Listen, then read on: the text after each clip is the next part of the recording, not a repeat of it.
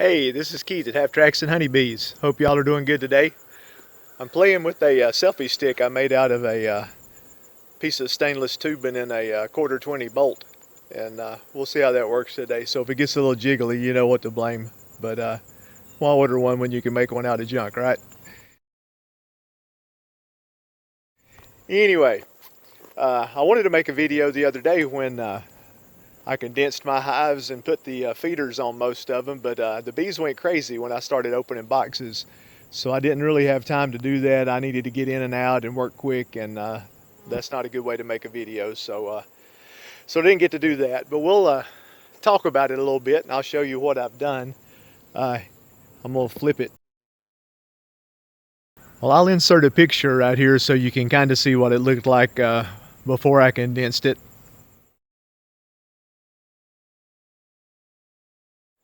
But you can see some of these hives, they were 5-6 boxes high.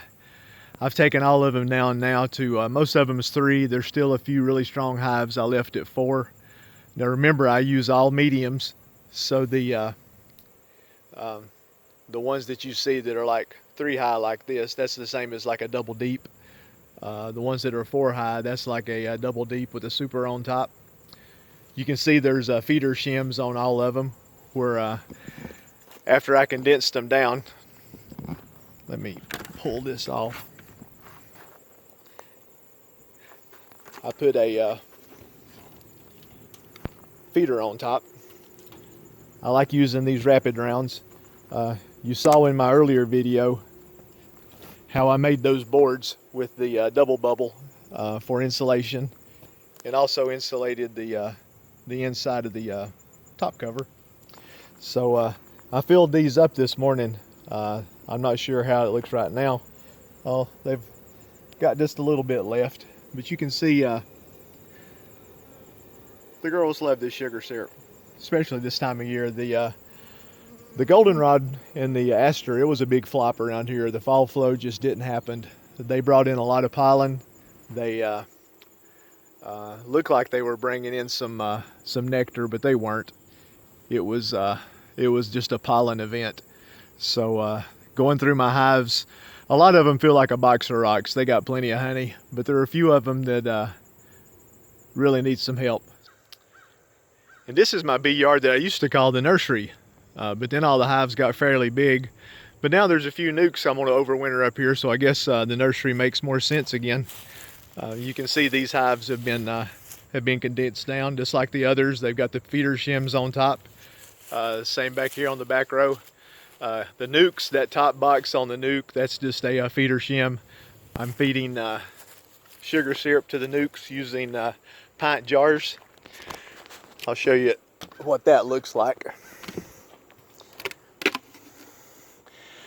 So the same setup, the aluminum or the double bubble, but just feeding with a pint jar.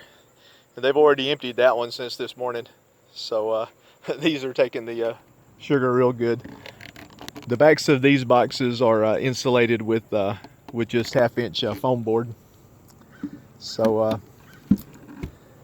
but that's kind of what's going on up here. The ladies are flying a lot today. Like I said, they're still bringing in a little bit of pollen, maybe a touch of nectar, but it's so dry around here. Gosh, we haven't had a good soaking rain in probably 2 months. We're supposed to have another little rain tonight, but every little bit helps, but we really need a good soaker. I went through all my hives, I guess earlier this week when I condensed them down, and I had left a lot of honey on them after the season earlier in the summer, so they still had they had plenty of honey. Nobody was close to starving. But then the supers I put on to try to collect the fall flow, that was a flop, like I said earlier. So I went through all the hives and played Robin Hood. I robbed from the rich and gave to the poor. So I ended up with the top box on all of my hives has probably got at least 80% honey frames. So that'll be in good shape for the winter.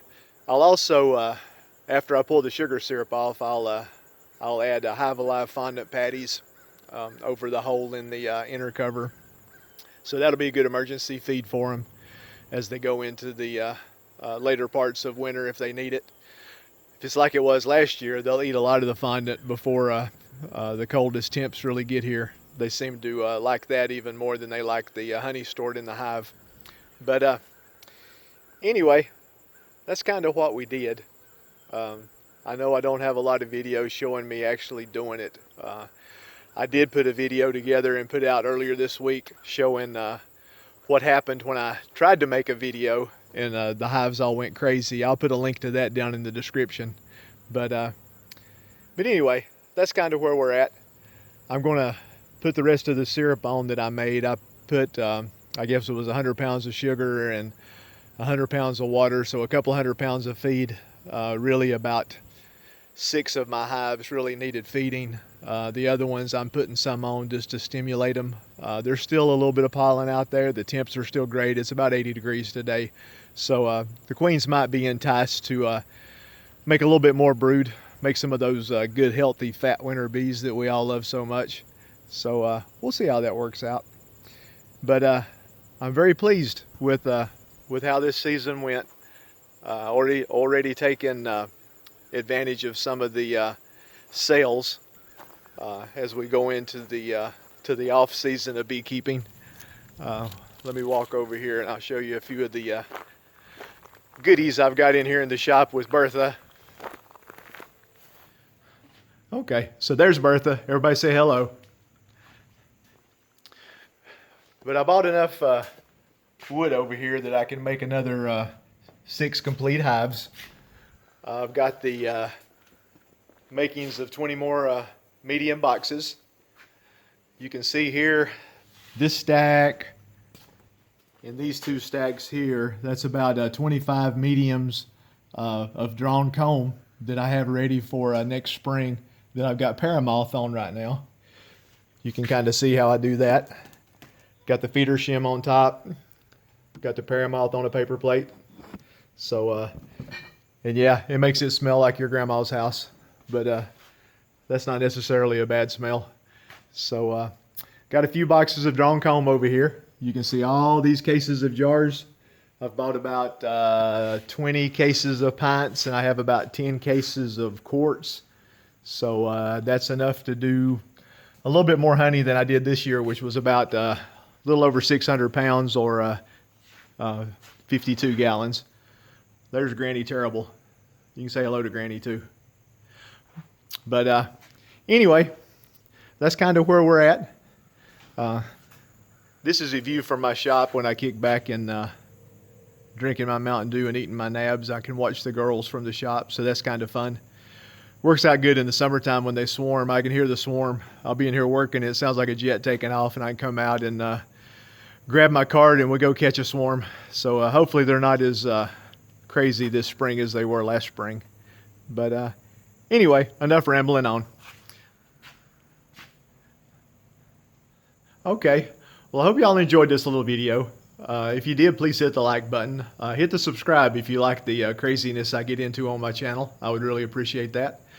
Please make sure you always take time to enjoy the buzz, and we will catch you guys later. Take care.